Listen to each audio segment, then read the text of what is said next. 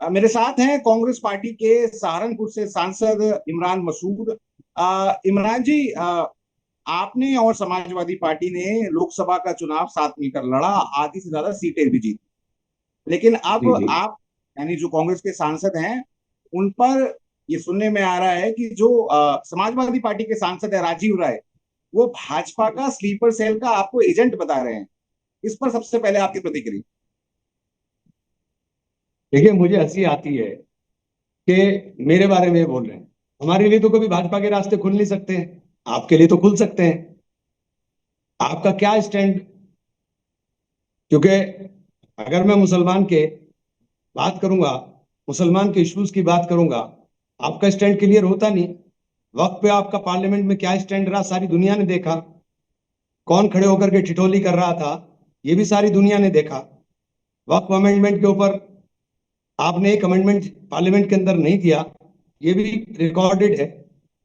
आप मुस्लिम इश्यूज के ऊपर खामोश रहते हैं।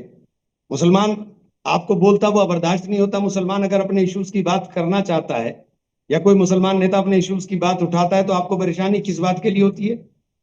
मैंने पार्टी के उत्थान की बात की, मैंने कांग्रेस की मजबूती की बात की, मैं कांग्रेस का सिपाही हूं। तो आपको इतनी परेशानी क्यों हो गई? आप जिम्मेदार इस बात के हैं कि सारी मुस्लिम लीडरशिप खत्म हो गई, तो इसके लिए कोई दूसरा जिम्मेदार थोड़ी ना है। आजम खान की बर्बादी में कौन जिम्मेदार है? इरफान सोलंकी की बर्बादी में कौन जिम्मेदार है? जाहिद बेग की बर्बादी में कौन जिम्मेदार है? कौन सा ऐसी बोलती हुई आवाज है जिसको आपने खामोश नहीं करा दिया? और अगर कोई बोल रहा है तो आप उसको स्लीपर सेल बताना शुरू कर देंगे। स्लीपर सेल कौन हो सकता है? जिसने पार्लियामेंट में खड़े होकर के मोदी जी के दोबारा चुनने की कामना की, वो स्लीपर सेल है या मैं स्लीपर सेल हूं? साक्षी महाराज और कल्याण सिंह जी को ज्वाइन कराने वाले स्लीपर सेल हो सकते हैं या मैं स्लीपर सेल हूं? आपको तो एक तरफा मुसलमान ने वोट दिया।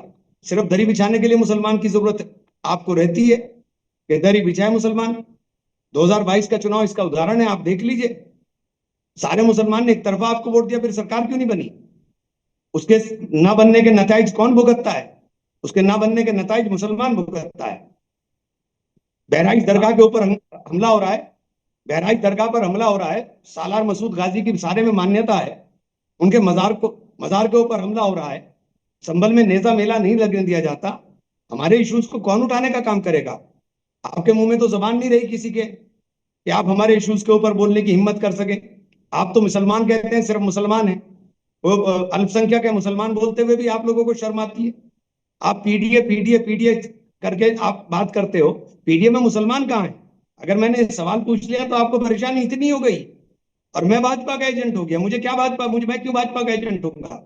मैं राहुल गांधी का सिपाही हूँ, प्रियंका गांधी का सिपाही हूँ, और उनके उनके आदेश के ऊपर अपनी गर्दन कटाने के लिए तैयार हूँ। लेकिन जो इश्यूज हैं उन इश्यूज की बात को हम करेंगे।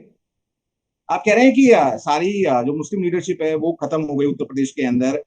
कई ऐसे मौके आए जब समाजवादी पार्टी ने एक स्टैंड नहीं लिया।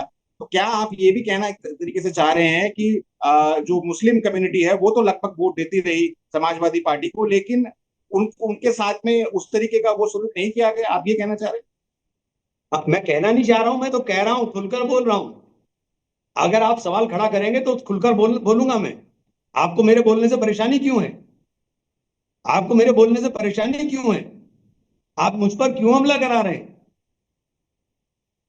भाजपा को हराने के नाम के ऊपर कब तक आप हमारा दमन करने का काम करोगे?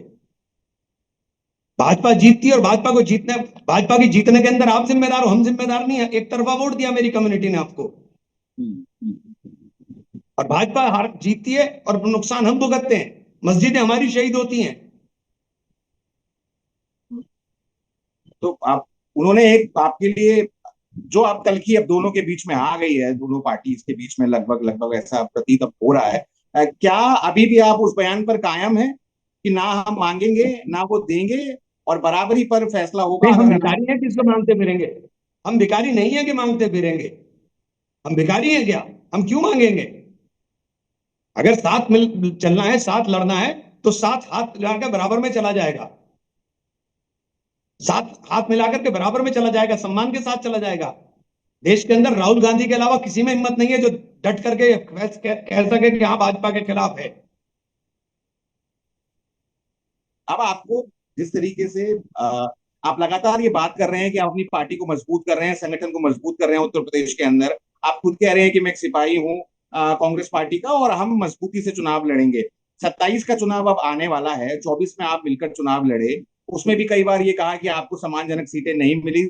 एक तरफा ऐलान कर दिया गया पहले समाजवादी पार्टी की तरफ से।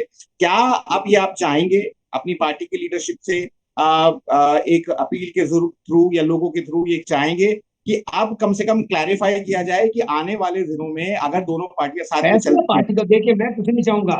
मैं एक अनुशासित सिपाही हूं। मेरी कोई चाहत नहीं है। मेरी चाहत अपनी पार्टी के लिए, अपने नेता के लिए है। और मैं अपने नेता की बदौलत जीत करके आया हूं। मेरे पास पुख्ता सबूत इस बात के हैं। मेरी मेरी जीत के अंदर किसी का सहयोग नहीं है इनका कि ये मुझे आंख दिखाने का काम करेंगे।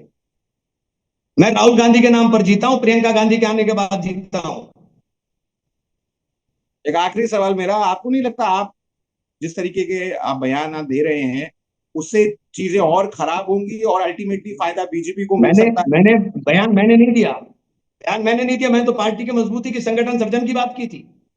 आपने व्यक्तिगत हमला करा दिया मुझ पर। आप कैसे बता देंगे कि मैं बीजेपी का स्लीपर सेल हूं? स्लीपर सेल वो होगा जिसको डर होगा। मेरी कौन सी फाइलें दबी हुई हैं? आप इस बात पर अभी भी कायम है कि उत्तर प्रदेश के अंदर अगर मुसलमानों ने वोट दिया 24 के अंदर तो राहुल गांधी को देख कर दिया, भारत जोड़ो यात्रा की बात दिया? 100%। उसमें समाजवादी पार्टी की कोई भूमिका नहीं है या बहुत मैं कम भूमिका? उनकी भूमिका की बात नहीं कर रहा हूं, मैं अपने नेता की बात कर रहा हूं। मेरे नेता देश का सबसे बड़ा नेता है, जो इस बात की गारंटी है कि वो भारतीय जनता पार्टी के खिलाफ वैचारिक रूप से सबसे मजबूती के साथ खड़ा है। शुक्रिया इमरान भाई, शुक्रिया इमरान भाई आपका हमसे बात। Thank you.